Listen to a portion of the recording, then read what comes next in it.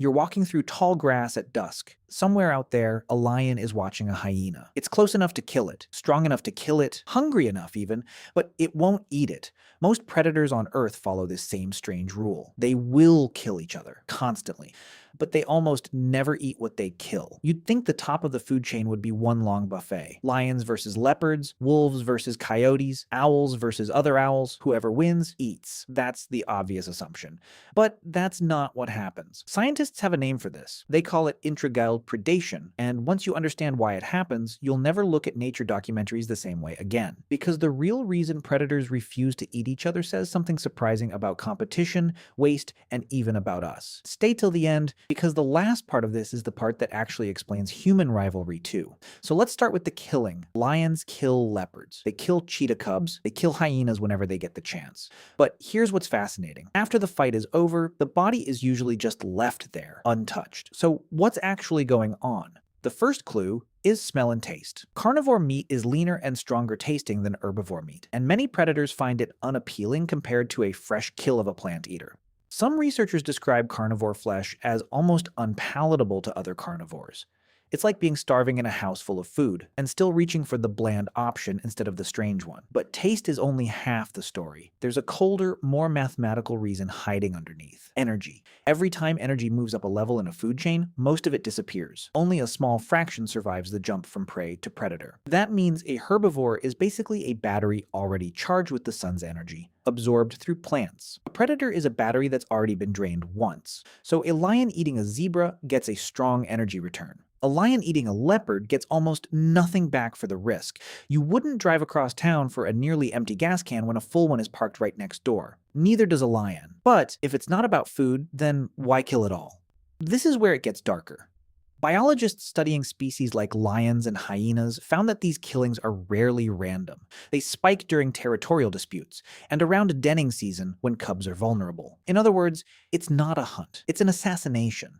A leopard cub that grows up might one day compete for the same prey, the same water, the same territory. So removing it early removes a future rival, permanently. Killing without eating turns out to be a strategy, not a mistake. A 2001 meta-analysis by ecologists Fabrizio Sergio and Fernando Giraldo looked across dozens of predator populations and found this pattern showing up again and again in birds and mammals alike. The more competition for prey, the more intraguild killing they recorded. It wasn't hunger driving the violence, it was rivalry. But then something even stranger shows up in the data. Sometimes, the killing goes both directions. Two predator species that both kill and eat each other back and forth across generations. Ecologists call this reciprocal intraguild predation, and mathematically it shouldn't even be stable. Models built on this idea, first laid out by ecologist Gary Polis and colleagues in the late 1980s, predicted that one species should always wipe the other out eventually. And yet in the wild, both sides often survive for centuries. So how? It comes down to something almost boring and almost poetic at the same time: space. In real ecosystems, animals aren't crammed into one small box together. They spread out. They avoid each other's scent trails. Their territories overlap only at the edges, and most encounters simply never happen. The two rivals survive, not because they've made peace, but because the world is big enough to let them mostly avoid the fight altogether. Now, here's where it gets personal. Because you already understand this rule. You just don't call it intraguild predation. You call it your job, your industry, your social circle.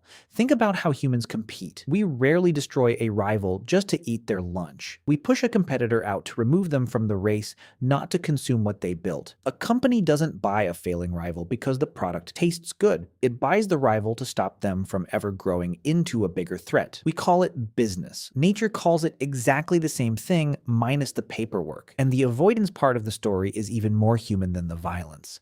Think about how you naturally drift away from people who are chasing the exact same goal as you in the exact same room. Two people going for the same promotion rarely become best friends. Not because they hate each other, because avoiding the collision is easier than winning it. Animals have been doing this for millions of years, spacing themselves out across a landscape so the fight never has to happen in the first place. So the lion isn't sparing the leopard out of mercy. It's running the same cold math your own instincts run every single day. Remove the threat when you can, avoid it when you can't, and never waste your energy on a meal that isn't worth the fight. Predators don't eat each other because the numbers don't add up, the taste isn't worth it, and the real prize was never the body on the ground. The real prize was always the space it used to take up. And somewhere, right now, you are doing the exact same thing, without ever once thinking of yourself as a predator at all.